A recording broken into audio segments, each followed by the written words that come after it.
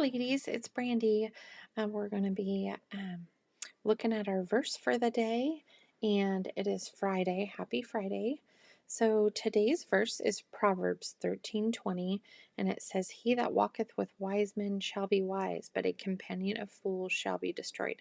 And that is the King James Version. Never underestimate the influence of the people you have allowed into your life. So important. We really need to be careful who we are hanging around. Um, I'm going to read just some stuff that's great today about that. But first, we're going to get into the context. We are going to read verses 17 through 23. But a good idea is to look at the verse before, the verse that you're studying, and the verse after. Sometimes you got to read the whole chapter. Sometimes you got to go study other verses. You just got to learn how to kind of study, but you can't take the verse out of context. You really, you'd be surprised if you're just reading a verse and you just think it says something, when in reality, if you really dig in and you look at the context, you can really learn a lot. So I encourage you to do that. For now, what we're going to do is we are going to read Proverbs 13, and we're going to start in verses 17 and end at 23. So I'm going to go read that, and I'm going to go ahead and read in the King James. So starting in verse 17, it says, "A wicked messenger falleth into mischief, but a faithful ambassador is health. Poverty and shame shall be to him that refuseth instruction, but he that regardeth reproof shall be honored. The desire accomplished is sweet to the soul, but it is abomination to fools to depart from evil. He that walketh with wise men shall be wise, but a companion of fools shall be destroyed. Evil pursueth sinners, but to the righteous good shall be repaid. A good man leaveth an inheritance to his children, and the wealth of sinners is laid up for the just. Much food is in the tillage of the poor, but there is that is destroyed for want of judgment." So, that is what I'm going to read as far as the context goes today. And let's go back, and I put the verse before and the verse after there. So I'm going to read a little bit. I'm going to read our verse again. "He that walketh with wise men shall be wise, but a companion of fools shall be destroyed." This is a quote that I found on walkwiththewise.com. And John Ron said that you are the average of the 5 people you spend the most time with.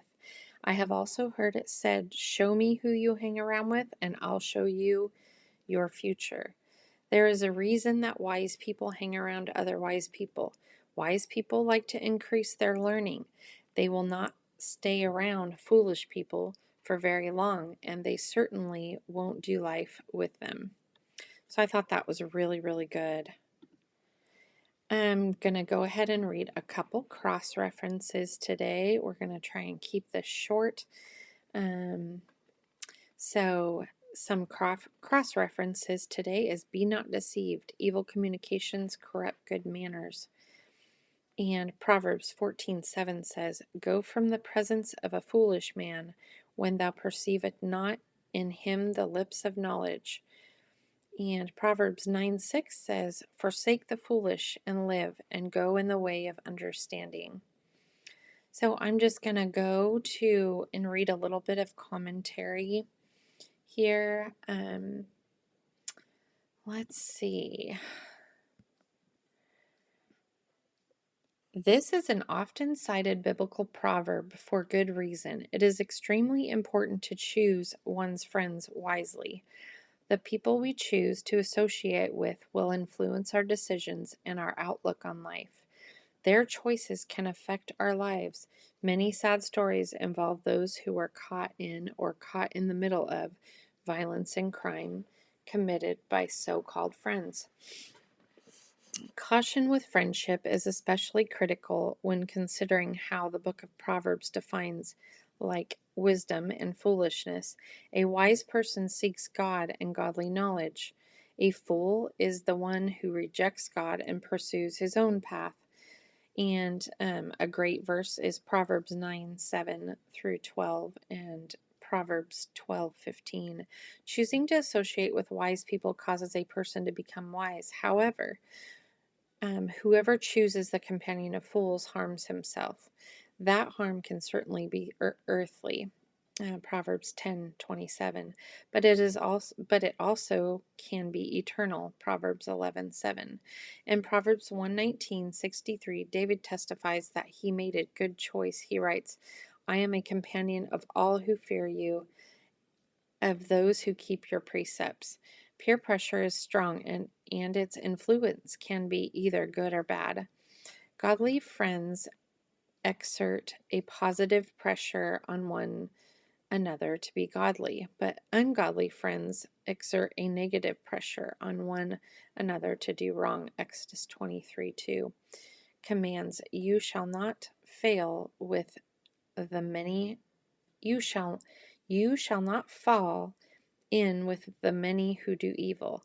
The Jewish council that arraigned Peter and John knew that they were common uneducated men, but Peter and John's testimony astonished the council. The council recognized that Peter and John had been with Jesus, Acts 4:13. Being in the company of Jesus had given the apostles amazing wisdom and courage.